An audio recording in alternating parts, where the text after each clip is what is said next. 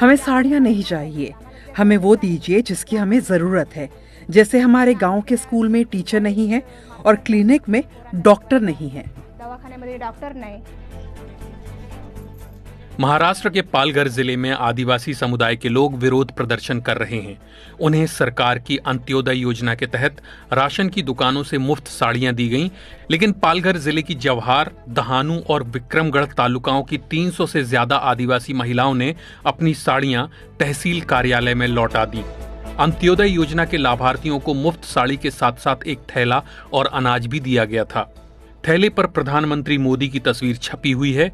इन आदिवासी महिलाओं का कहना है कि उन्हें मुफ्त साड़ियां देने के बजाय सरकार को उन्हें सशक्त बनाने के लिए कदम उठाने चाहिए। अंत्योदय योजना के तहत सरकार बेहद गरीब परिवारों को हर महीने कम दाम पर 35 किलो अनाज देती है। इस योजना के तहत इससे पहले कभी भी मुफ्त साड़ियां नहीं दी गई थीं।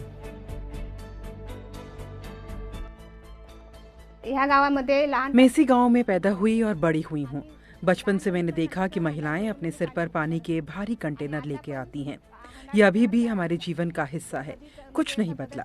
हम अपने बच्चों को 10वीं 12वीं तक पढ़ाने के लिए संघर्ष करते हैं। यहाँ तक कि पढ़ने के बाद भी वो बेरोजगार रह जाते हैं। उनकी इस पढ़ाई का क्या फायदा है? रोजगार गारंटी योजना होने के बावजूद हमें महीने में बस 10 से 12 दिन ही काम मिल पाता है। इसके बाद भी हमारी पगार समय पर नहीं मिलती है और जब मिलती है तो 6 दिन काम के बदले 1000 रुपए दिए जाते हैं। हमें पता ही नहीं कि हमारी सही पगार क्या है। 6 दिवसाचे 1000 रुपये, मजुरी किती आहे ते पण आम्हाला माहिती नाही। इस इलाके में वर्ली जनजाति और कुछ कातकारी जनजाति के लोग रहते हैं। इस समुदाय की महिलाएं आमतौर पर साड़ियां पहनती हैं, लेकिन वो कहती हैं कि उन्हें सरकार से मिली मुफ्त साड़ियां नहीं बल्कि सुविधाएं चाहिए।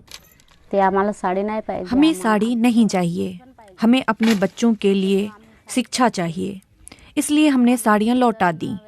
अगर हमें अच्छी शिक्षा मिलेगी तो हम भविष्य में अपने लिए खुद साड़ी खरीद सकेंगे।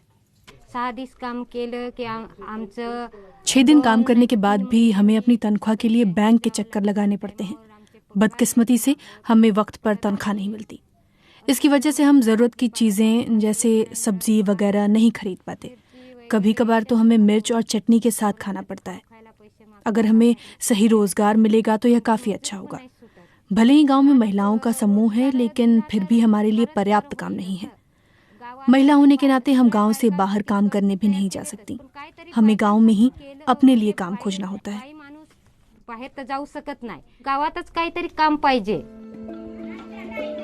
पालघर जिले के कुछ सामाजिक कार्यकर्ता आरोप लगाते हैं कि चुनाव की आचार संहिता लागू होने से पहले ये मुफ्त साड़ियां एक खास एजेंडे के तहत बांटी गईं। अगर हम आसपास देखें तो पाएंगे कि यहाँ लोगों की ज़रूरतें अलग हैं। बीते 70 सालों में और यहाँ तक कि बीते 10 सालों में भी, चाहे कोई भी सरकार सत्ता में हो, इस इलाके के आदिवासियों के लिए बहुत कम काम किए गए।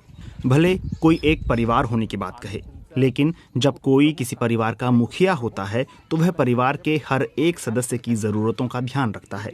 कोई भी व्यक्ति ये बात पसंद नहीं करेगा कि गिफ्ट पर उसे देने वाले की तस्वीर लगी हो। इस बात से लोग निराश हैं। आचार संहिता लागू होने के चलते सरकारी अधिकारियों ने कैमरे के सामने इस मामले पर प्रतिक्रिया नहीं दी।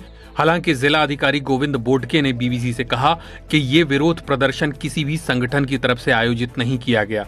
कुछ महिलाएं दफ्तर में आईं और उन्होंने सरकारी योजना से मिली मुफ्त साड़ी और बैग लौटा दिए।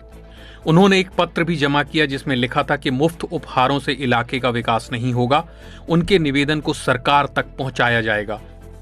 पालघर जिला मुंबई से ज्यादा दूर नहीं है, लेकिन फिर भी यहाँ के लोगों तक जरूरी सुविधाएं नहीं पहुंच पाई हैं। बच्चों के लिए अच्छा भोजन, पानी, शिक्षा के साथ साथ बिजली की सप्लाई जैसे मुद्दे यहाँ के लोगों के लिए सबसे जरूरी हैं।